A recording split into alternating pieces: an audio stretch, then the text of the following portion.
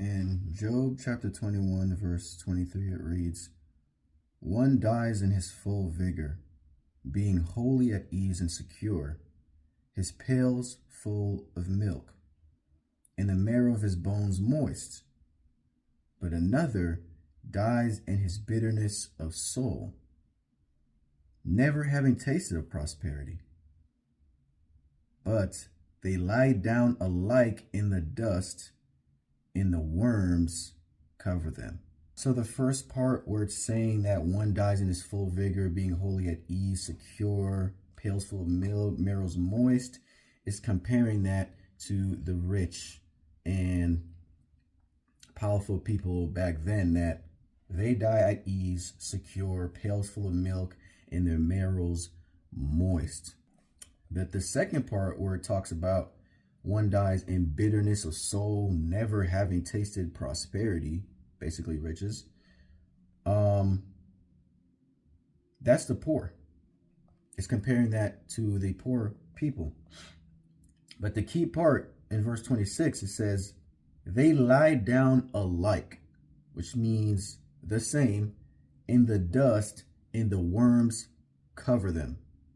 So what I'm getting from this is, at the end of the day, rich or poor, we all die the same, right? So understanding that there's no difference, whether you have all the riches in this world or really not that much, at the end of the day, we all die the same. There's no special death for the rich. There's no special death for the poor. So if you're knowing that, and you're knowing that there's no special treatment at the end of the day, when it's all said and done and it's over, then what are you living for?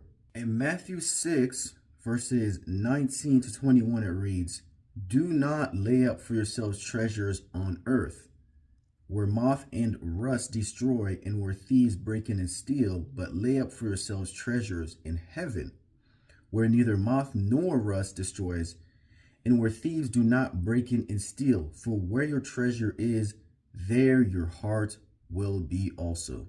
So God's not telling us that, we're not supposed to have money or we're not supposed to have that. But he's telling us not to chase after these things, right? And try to store up as much money as we can here, the riches and everything, and basically let our mind be led by the greed and the lust for money. But he says to store up treasures in heaven, which means bringing souls to God, right? Reading the word every single day, changing people's lives, dying to the flesh, right? We're storing up treasures for heaven. It's okay to make money. It's okay to feed your family. It's okay to invest. But what are you focused on, right? Because that should be the second part. You should be focused on God first and not after the riches. So always remember, keep God first, right? Seek first the kingdom and his righteousness. Then all these things will be added on to you. So that's it. Seek the kingdom first and everything else after. Have a blessed day.